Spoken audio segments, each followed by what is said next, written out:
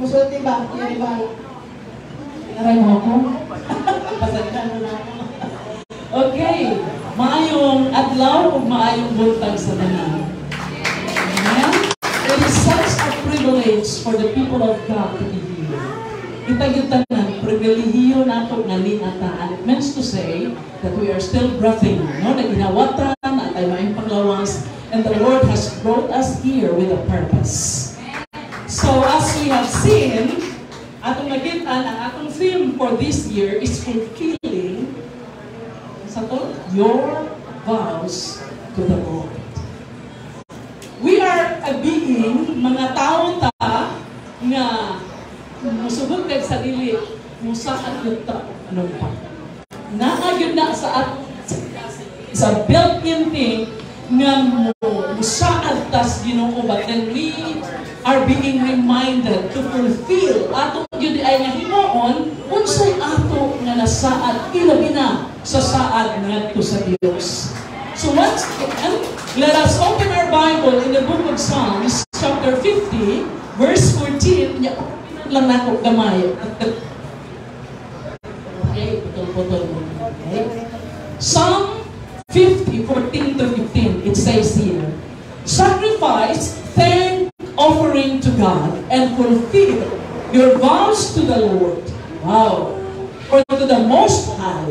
Then verse 15, it says here, and call on me on the day of trouble, and I will deliver you, and you will. Okay. Okay. Mag-aampo sa ta. Amahan nga labing balaan, nagaduol kami nga na sa imong presensya ni kabuntagon, and indeed our heart is so grateful and thankful unto you that we are alive and we can fulfill our vows to you. Ginoo, tungod kay buhi kami, among mahimo ang among mga nasaad diha kanimo.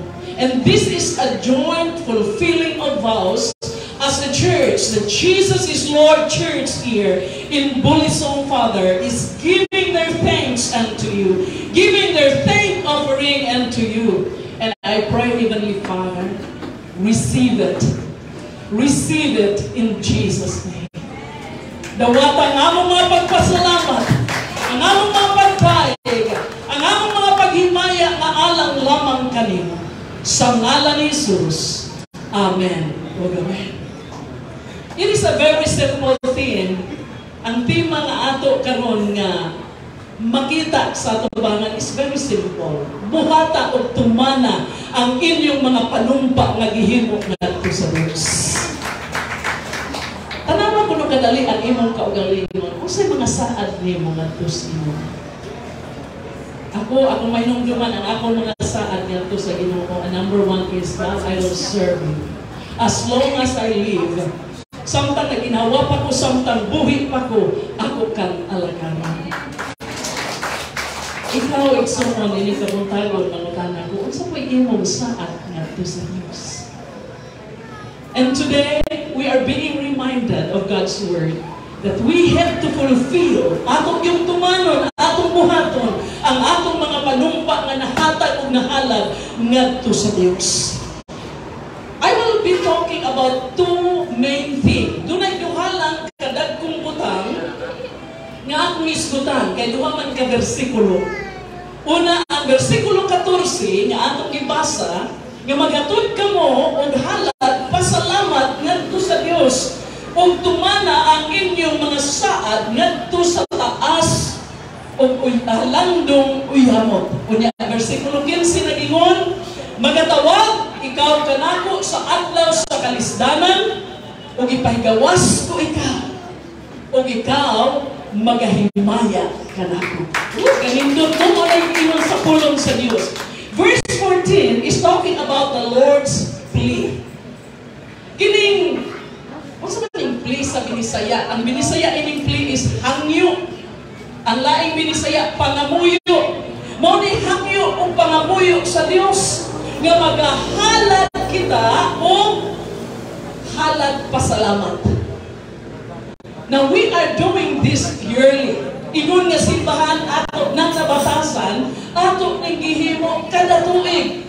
Hiniusang pagpasalamat. And I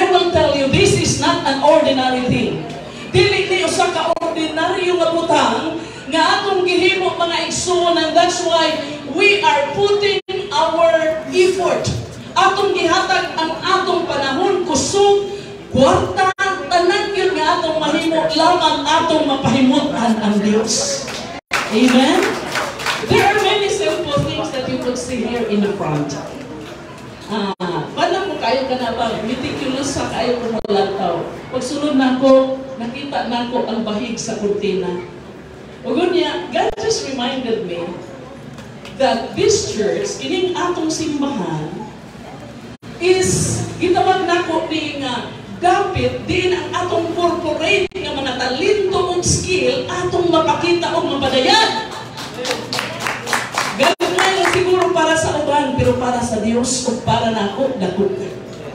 Ang inyong nahimo, so congratulations to those who have been doing and offering their skill. Kay, basta atong skill, ato na niyong i-offer sa Ginoo.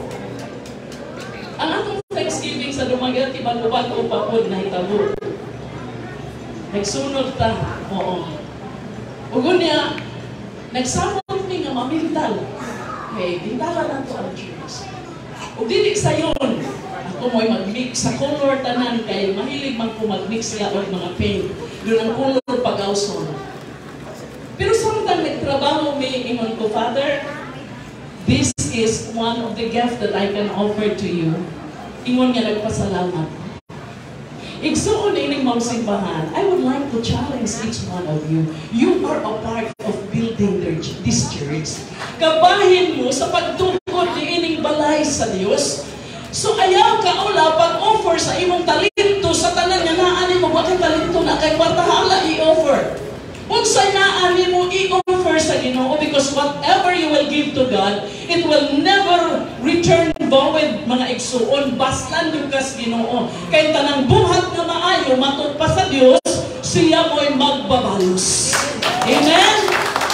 Unya, inikantaw na ko sa inyong simbahan, this is a reflection of you. Yes. Reflection ang church nato sa atong kaugalingon. So naa na di ay tay kapapuntahan sa atong mga hiyas, mga talento, mga igsuon. And then dinhi, I would like to emphasize the word sacrifice. Ang English word gingon magudno nga thank offering. Unya ang lain gitawag sakripisyo ngadto sa Dios.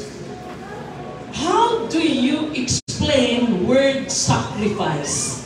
Unsaon nato pag-explaining word sacrifice to God? Kaya mo ko gamay research because the word sacrifice is a loss. Mawala nimo ang imong gisakripisyo. Okay? And it is something nga imong gihalad mga igsoon for the sake of a better cause. Na adi ay mas maayo nga tumong o hinungdan sa imong paghalad. I could remember Abraham sa dihang gisubok siya sa Dios, ihalad ang iyang anak, sa tingalan, si Isaac. Nga ipahalad sa Dios, kunya mahuna-una na ako. Sa kasing-kasing sa amahan, pugtong anak si Isaac. Di na makapanganak og balik si Sarah. Kay si Sarah nanganak sa 90 anyos ang edad. Wow! Nakamong wa pakabot 90, may chance pa mo. Doon nilang tuloy mo ko nag-inuo para ninyo. Bitaw no? Ang laka. Ako nakita kung saan Diyos atong gialagaran. Bisag wa na'y paglaom, naagyaw ko'y paglaom. Ang tanang saad sa Diyos na ipanaad sa Biblia alang kanimo matuman mga igsuon. Matuman ang Sarah, natuman gani ni Sarah na 90 anyos na siya. Nagkapanganak pa din si Sarah. Pero naguna-una man po sila. Gihatag man ni Sarah, gihatag man ni Abraham si Sarah. Si Sarah ba to? Dili. Si Sarah gihatag ni Abraham sa iyahang ulipon nga si Hagar. Siya di na kung makapanganak, kabalugyot mo. 90 anyos na ko. So idulog na lang ng atong ulipon para makaanak ta total ang inyong anak mampun nato. But that was the problem. Naguna-una sila, dili ito mo yung planos Ginoo. That was not the plan of God. So importante, alam na itong mga Kristohanon, magulat na yun sa planos Ginoo. Yung people, ayaw pa una-una. Okay. Dili yun ta mag-una-una. Sulatan yun ang plano sa Diyos, kaya di yun ka magkabulong-bulong.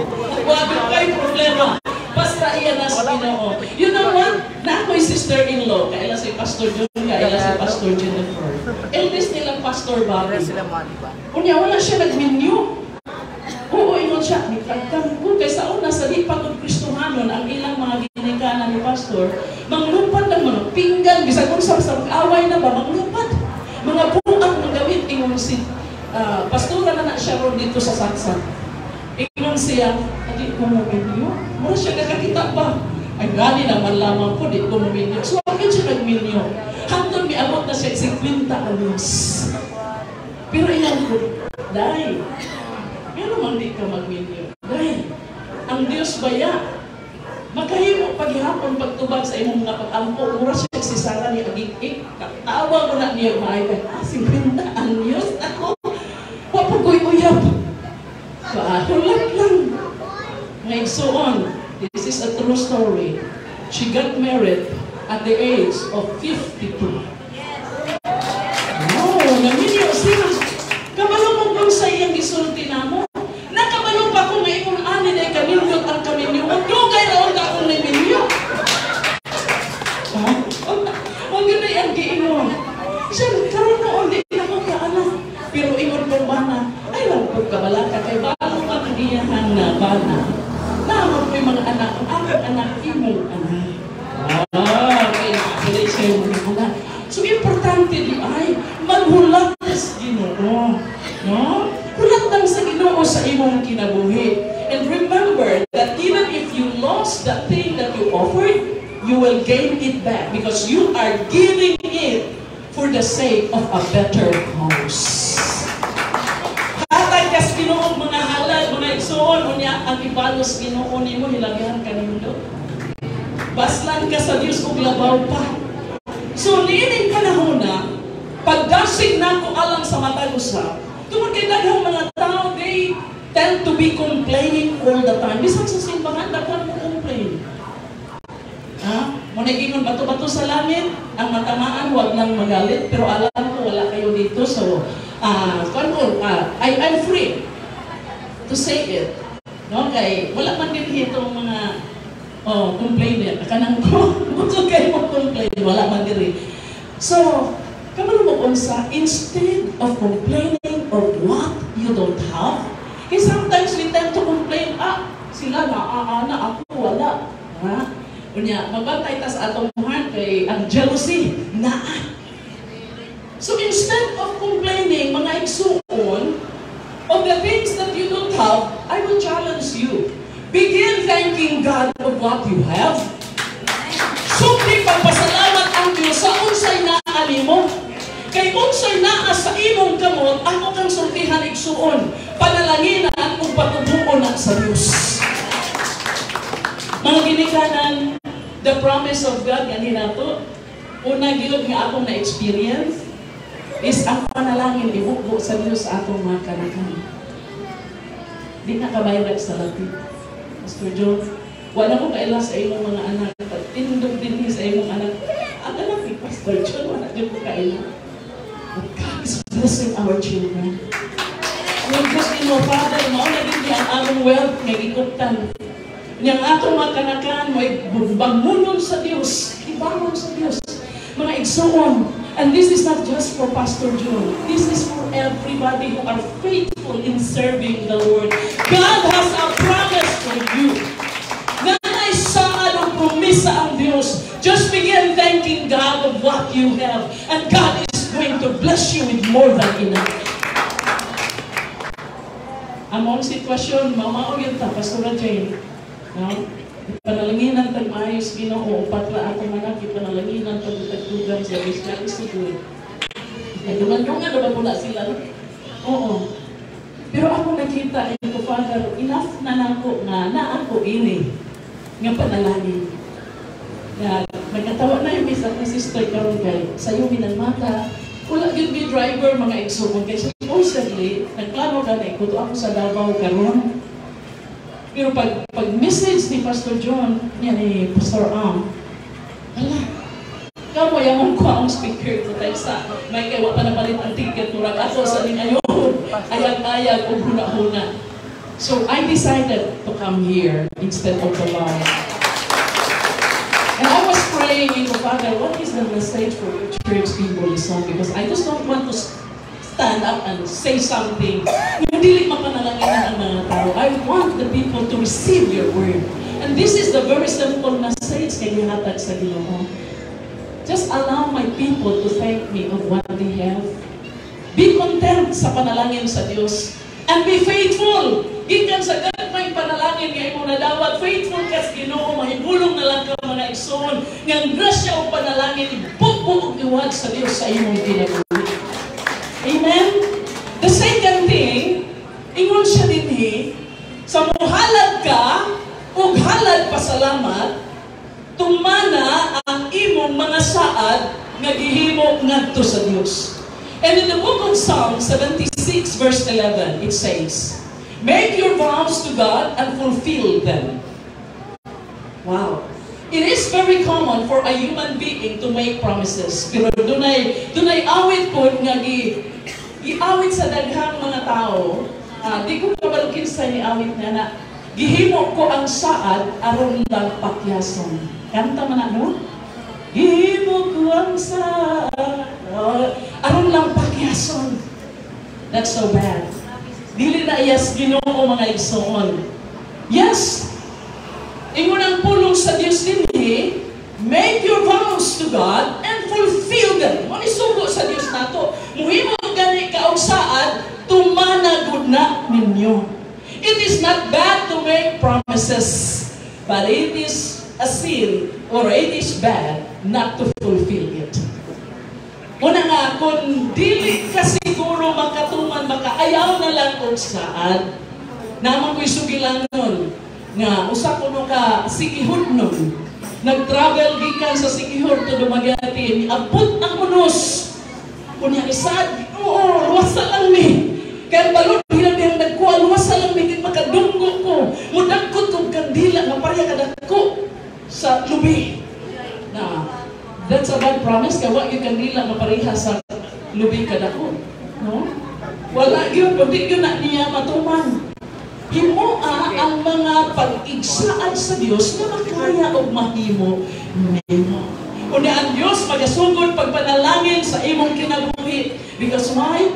Sa akong gilantaw, I was just making a very short research last night. Ingon pa din gratitude is a practice of actively remembering and expressing the grace and goodness bestowed in our lives. Unsa di ay, kining pagkamapasalamaton, usa ka pag bansay-bansay nga aktibo, nagahinumdum o magapalayag sa grasya o sa pagkamaayo sa Dios nga gibutang gihatag sa atong kinabuhi. And these are the benefits that we do not deserve. Kinsa ninyo din nga, makaingon nga, kining gihatag basta Ginoo nako, dili ko tapos. Naa ba? Ako number 1 mo isa sa akong kampo. Number 1 din ko. Ya, naipipila nga ni isa din niya. Pero makaingon tanong nga, Father, I don't deserve this that you're giving it to me. Why? Because you're God. Your Father is so good to you. Be faithful. Just be faithful. Na, doon ay mga sekreto, mga igsuon nga akong nakitaan mao nga nipadayon ko sa verse 15. Because when we read this, bisan sa panahon sa pagpasalamat, naghatod ni sila og mga halag, mga gasa ngadto sa Dios. So unsa kay gasa nga imong mahatod ngadto sa Dios? Makita na nimo sa bersikulo 11 kung imong balikan pagbasa. Nga sa matag panahon di ay pagpasalamat, naagud kay dagkong gasa sa Ginoo. No? O niya, kanang maong gasa diha sa simbahan nimo dagkon. Mga tao mo ay mo pahimulos ni anang maong gasa. Apan ang Dios mo'y mudawat. Yes. Amen. Amen. Yeah. Kaya di mo magkaamang Diyos ang saging, di po siya magkaon ng kapayas, di po siya magkaon sa ning naagin niya, pero kabalo mo, mga tao magkaon anak, pero ang idawat ang Diyos.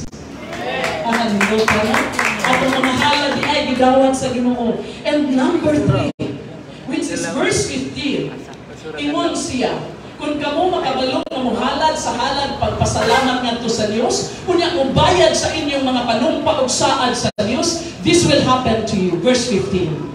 Call on God in trouble. Wow. Unsa to yang giingon sa bersikulo 15 akong gibasa kanina? And call on me on the days of trouble, and I will deliver you, and you will honor me. Wow. Moni, iyan na ni sa Diyos. Kaganina, nag-ingon ko, we are talking about the Lord's Plea. Ang hangyong sa Diyos para ninyo mga Kristohanon.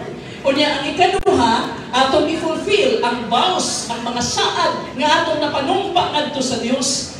Kunya, ang ikatulo, trabaho na ni sa Diyos, di na ni ako. Versikulo 14, trabaho na nato. Kanang paghatag o halad, pasalamat, ako ng trabaho. Ugon niya, ang sa tuilaan nga atong giskutan kaganina, ang pagtuman sa atong mga panumpaw sa ako gihapon imo ng trabaho. Pero tugalan mo na ako na trabaho sa Diyos kung ano mo na himuon. Verse 15, call on God. Call on me on the days of trouble. Kung sa iyang buhaton, kung matawag ka sa Diyos, panahon sa kalisdanan, iyak kang ipahigawas. Iyak kang ipahigawas. Igsuon ang kinabuhi sa tao, dili sa yun talang panahon. Sa itanang mga tao gani, maayo magkaon, labi nang magbistik kag maayo, ay magka, gani dapat na magkakaroon. Makasakay gani kang auto, kanindot na mo. Okay, manay tanang sa mga tao, but actually people doesn't know how you feel inside. Ang mga tao, yun nakabalo. Ako silang giingnan ako, senior na dito, senior na dito. Sa amin nagkadugay na akong senior, pero nuri, may na lang. Ako silang giingnan, sa tanggawali ko simbahan. Mga igso ninyo makikaan, okay na ko, kay mulakaw ko, bisan asal, wali ko, mutudlo ko, mutrabaho ko. But you just don't even know, I feel something. Ang mga tuhod, usahay, mulukso ko, ay nalimutan ko, ano na, natakil po na. Kaya ang mga tuhod, medyo lahi na. Nalipati-pation sa imong likod, sa imong awa. Pertuganan mo na ako, I never tell people that I'm feeling this. Unknowingly, naday usa ka babae, nga imo niya, dugay na di ay, she was dealing with her post-menopausal periods. Siya, samtang nagwari ka, Pastoro, ako man naman nauna. Wala, abi na kung ako rausa. Ikaw dili. Kung ilang kag sa isinta, kasing kwinta gani, na ginagmay. Nanay ginagmay. Na. Pero how are we going to overcome it? Kung saan man nato nga ma-overcome na, whether we like it or not, pag ilang kag sa isinta, yun, tando, ilang kong sister, nag-gap lang mi aling 1 year kapin sa aking sister. Pero ayun ko, hindi ko kabalo ang mga tao. Ikaw lang, may nakabalo nga. Sabi nga yung tuhod, inaalala lang sila, medyo nikian na kagamay. Pero ako nakita ang sekreto mga igsoon, just be happy in the Lord. Kunya, believe in the promises of God. Pero na-i-claim ang tulong sa Diyos. Kaya kabalo mo kung sa mas makabuhat pa ka sa di mahimo sa mga batang mo. Pagihapon si Igsoon. Sila pa to, taas ng pangidaron.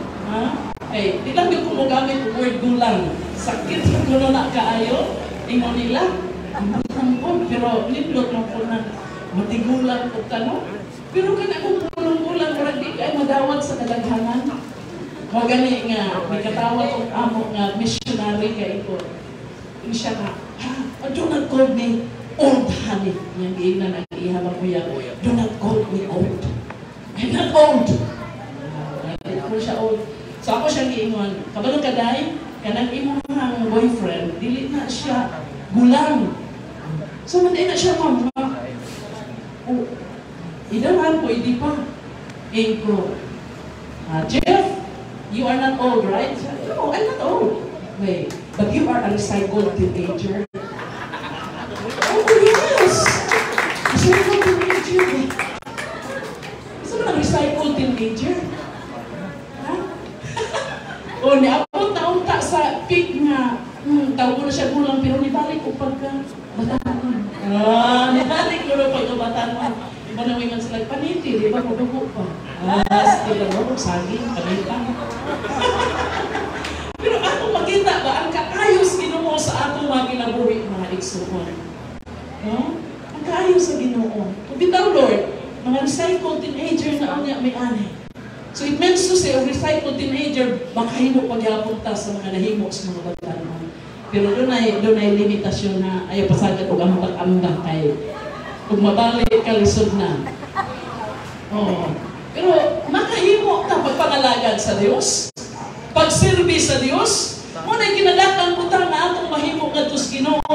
O pagingon niya, call unto me in the days of trouble and I will deliver you. Nasinati ng Pastor John, nasinati na nako. We were experiencing days na siguro lisod physically, but look at what God has done. Tanawa ang sa gihimo sa Diyos. Sa inyong kinabuhi, ako nakitaan. Daghang nahimo ang Diyos ninyo. And He deserves to be praised today. Amen? So God has to be sought. Ang Diyos, kailangan mauunahon natin pagpangita. God has to be sought first in every situation in our lives. Ang Diyos may unahon din natin mga igsuon pagpangita.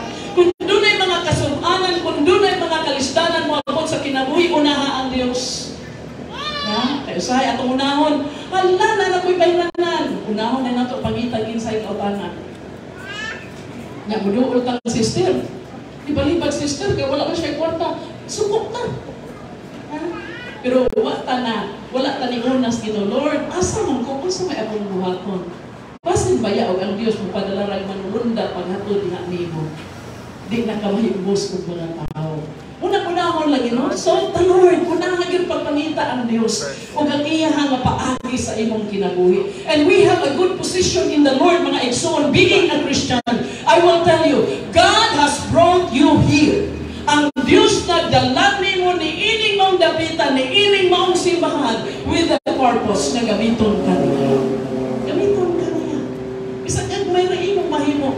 Bisag amano, singhig na imong mahimo o pagpanalangin sa inyong mga pastor, ang inyong mahimo, that is already a big blessing. So here, you must know that you are in God's will. Kabalo mo sa the very safest place that you could ever go is the place where God sent you and put you. Bisag tuwa pa ka sa Manila, kayo sa'yo mga tao na ato sa probinsya, maguna-una, ang Manila, maog yung nindot. No? Like, may trabaho. Kunya, sila pa itong bubuti ka dito. Mahampon ka dito. Oo. Basta, mga taon na ito, gusto mga ito dito. Tag-ana mga ako, isang niya pa mo dito. Ang Diyos makapanalangin. Amen? Siguro halang na ka sa kabubuton sa Diyos. Amen? Muna importante, and you can rest assured. You can rest. Makapahulay ka diya sa presensya sa Diyos. And the other thing is that God has a provision. The provision in the Lord. Kung sa may ang provision, nasa tubangan, protection, iyakang panalipdan. Ikaduha, kalinaw. Ingon pa niya, my peace I give unto you. Akong ihatag nga na kaninyo ang akong kalinaw. Kalinaw nga di mahatag sa kalibutan. Apa ng Diyos na may makahatag. Tagaan punta sa Diyos sa iyang gahong. And there is a promotion by the Lord. Wherever you go, nga kabubuton sa Ginoo, i-promote yung gospel. Matod pa sa alagad sa Diyos, promotion doesn't come from the east or from the west. It comes from the Lord. Ang sabing promotion, pag-uswa, pag-asinso. No? Ipa-asinso kas Ginoo.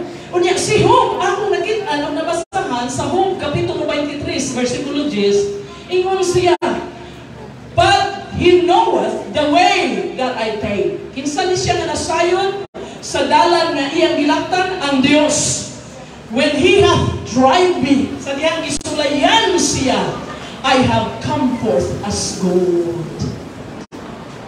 Kanos ata magagawas mga igsoon niya, maisip sa Dios nga bulawan sa dihang moagi kag mga pagsulay. Sa dihang moagi kag mga testing sa kinabuhi. Yung mga abot di mo kunya sa makagawas ka nga kanunay ka nagkupot sa Dios, ingon dinhi, I shall come forth as gold. Gawas ka niya, bulawan na ka. Ganun ka bulawan ka? Kay ang tanan ng mga dili maayo sa imong kinabuhi through fire, ang tanan ng mga hugaw was being purified. Kunya, di ay ka ng pagsulay mga igsuon, ayaw mo kalok sa pagsulay, ha? Kaya kining pagsulay, mo try rana nimo, mo testing rana nimo, mo ayag rana nimo, mo kuha rana sa mga dili maayo sa imong kinabuhi. Kanya magpabilin ka na dili mo luksos kamot sa Dios, mo gawas kang bulawan. Bulawan ka na.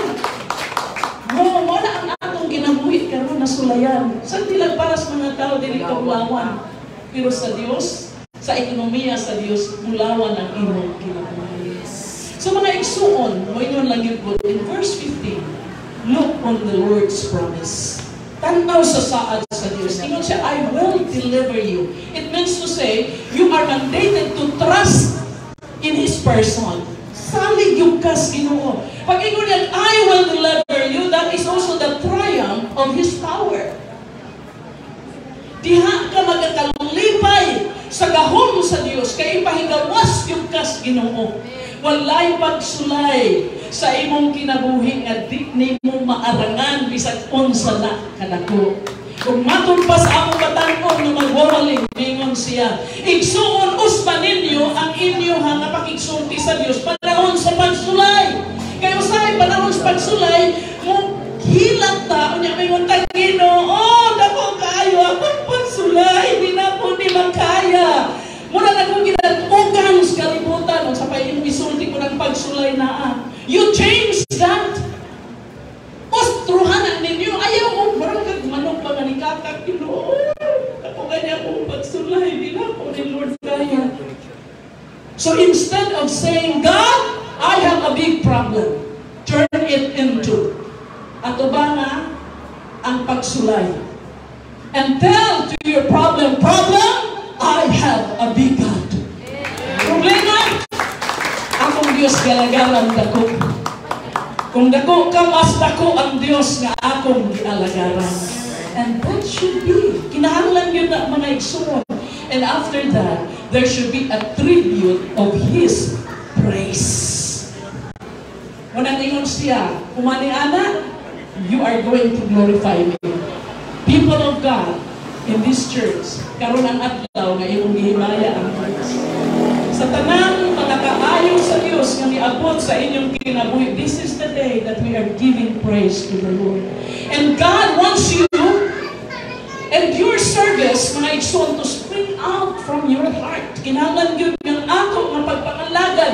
Hukad yun kasing-kasing, dili lang kay kanarang naa sa surface. Because a joyous response to His love, Muning-mingon yun na tos Ginoo, how can I do less to give Him my best?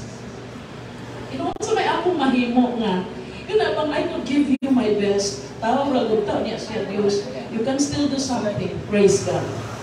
Daiga ang Diyos. Daiga ang Diyos. Gi-compute ni sa mga tao na eksperto. Igsoon, we breath, kada pang atong pag-inhawa, inhale and exhale, 20,000 breath a day. Matag-at lang di ay, abutan po, sulayin ninyo. Kung mag-abot ka mag-ihap ng 23,000. Pero wala mo na tuyo ang. Kaya mo na nagagating nga, kang tinuyo ba? Murang naglisod ka. Huwag ganit ka kabantay nga nag-inhawa na dito. No? Huwag na kabantay. Huwag sa maning pag-inhawa. Inhale. Okay? Exhale. Unya, sa atong pag-inhale, sa atong pag-exhale, mga igsoon, imong makita ba? Nga, naanay term sa gitawag na ito, medical term. Breathing is a process of inhaling oxygen and exhaling carbon dioxide. So, pag inhale nimo, oxygen, hangin mo ay imuhang gipasulod. Pero ang imong gipagawas, carbon dioxide. Kamong mga nag-eskwela, kay nung daw magyod mo nga ang utot is carbon dioxide. Pero hindi mo utot, maayo na para sa mga tanong. So, nagsay po utot ng imong mga tanong. Carbon dioxide na siya. Kaning atong pag-exhale, ato ang pagawas atong ginhawa. And there is a purpose of everything. Tanan gyud. So today, akong tapuson ang mensahe sa pagdasig kaninyo mga igsoon. Asalamatin ninyo ang Diyos karon. Bayan ninyo ang inyong mga nasaad ngadto sa Diyos. And I will tell you, they will together agree, God is going to bless you evermore. Panalaginan mo sa Diyos. Ang panalangin ay igsoon, ilang kay kwarta, kayo sa may kwarta ng tayo sa mga panalangin. Nga no po, ng kwarta, ang panalangin is expressed into many things. No? Health! Good health! Hindi ka may nagkwarta. Makalakaw ka, niyan ka karoon, nakapungko ka. Susiya, kaya ka mga tao, hindi nakabarog sa ilang lingkuranan. Makita na naman. And those are the people that need you. Mga mga tao na kinahanglan. My God, bless you, let us pray. Father, we thank you today that you have been so good in our lives. We thank you for reminding us to fulfill our vows and our promises that is being made unto you. And right now, Heavenly Father, I pray that you will touch every heart and every single person that are here today, that they are going to think about the goodness that you have poured and showered upon our lives. Ang imong pagkamaayong nagihuwad sa among kinabuhi, tapos ka magsalamatan sa gininhawa na among nagawat, tapos ka na pagdadaygon. And today, Father, we embrace with this church that Jesus is Lord, Bulisong. Ang Diyos na gipadangat ang among mga pagpasalamat nga na kaniyo with that shout of praise, with a joyful praise unto you, God. Salamat ko sa di na mo malimtan. Nga nung nakinig mga simbahan na tukod. It is because you have faithful servant. Bless the hands, Father, of those people nga nitabang sa mga buluhaton. Panalangin is Pastor John, Pastora Jennifer, and whole family, Father, that they are being called to serve you. Ginoo ni Anami nag-celebrate sa ika-22 na katuigan, and it means to say, nga kining maong simbahan, bisan pagani malakaw ang pastor, makatindog na sila. Kay sa ilang pangidaron, maisip na sila Ginoo nga hamtong. So Father, I just ask you to bless every individual. Unya, susihan among kasing-kasing tabangin ni na makakita sa purpose sa among kinabuhi sa pagpangalagad kanimo. And today, I will say, Father, we will pay our vows unto you. In Jesus' name, we pray. Amen. Daghang salamat ang Diyos, magpanalangin kanimo.